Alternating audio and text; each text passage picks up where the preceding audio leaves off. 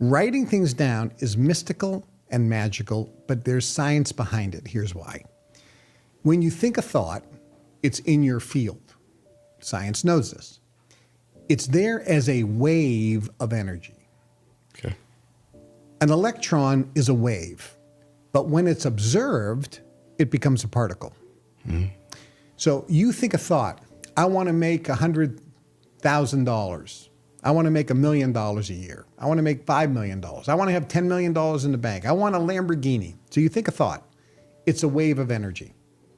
When you look at it and see a picture of it, it stops being a wave and becomes a particle because you've observed it. Okay. And then when you write it down on a piece of paper, ideally white paper with a pen with blue ink because there's energy in the color contrast to the brain, you transfer what's in the ether into the physical universe. Here's the analogy. If you look up in the sky and you see some clouds and you go, oh, it's an eagle. Within a second, the eagle's gone because the clouds move. Yeah. When you think a thought, oh, I want a Lamborghini, it's gone, just like the cloud.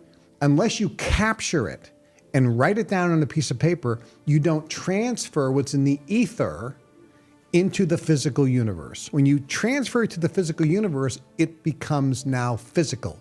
It becomes real. Writing it down. Why is writing it down on paper better than if you type it into your phone or electronic device? When you write, and think of something that nobody does today, cursive writing, which is Palmer penmanship, right? When you write cursive, there are thousands of neurotransmitters firing off in your brain. Okay. And thousands of neural pathways because of the movements of your hand. So therefore, when you write down what you want, the impression that it's making in your brain is in thousands of locations. Okay. When you type, there are less than 24. Really? Yeah, because there's only 24 movements. Interesting. And if you use your thumbs and do this, there's 2.